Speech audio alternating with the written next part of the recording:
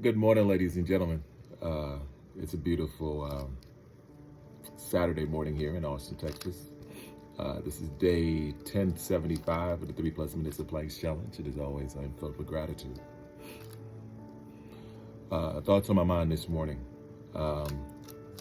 Yesterday morning, after dropping off my daughter at school and doing my run, I ended up making my way home. And as I was making my way home, I realized I had this feeling and this instinct to go back to my old neighborhood, my old marital home. The house was sold. I have no affiliations with it really, but I just had this incredible urge to go. When I went back to the neighborhood, I ended up going to check on a friend, Kevin, and my neighbor across the street, Miss Joanne. I hadn't seen him in a while, and I just wanted to say hi. Really, is what I wanted to do. What was interesting though was I ended up seeing my neighbor, Miss Angelica, and we hung out for a bit, walked her dog a little bit, and then she ended up making me breakfast, and we hung out and just talked for a while. I told her that I missed taking out the trash for my neighbors. You see, every Wednesday I would take the trash out up and down my block and around the neighborhood. And then every Thursday I would bring it right back in. And it was a thing that I did for about 2 years. Honestly, the truth of the matter is the Holy Spirit had given me the idea to do it.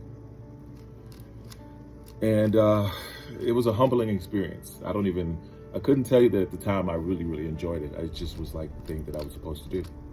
That's all I saw it as.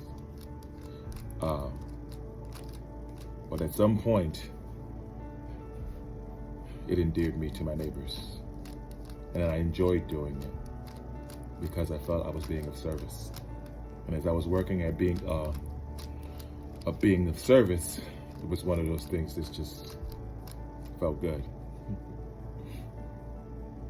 I told Miss Angelica that I missed her. And I cried. And she cried. And we hugged each other for a few minutes.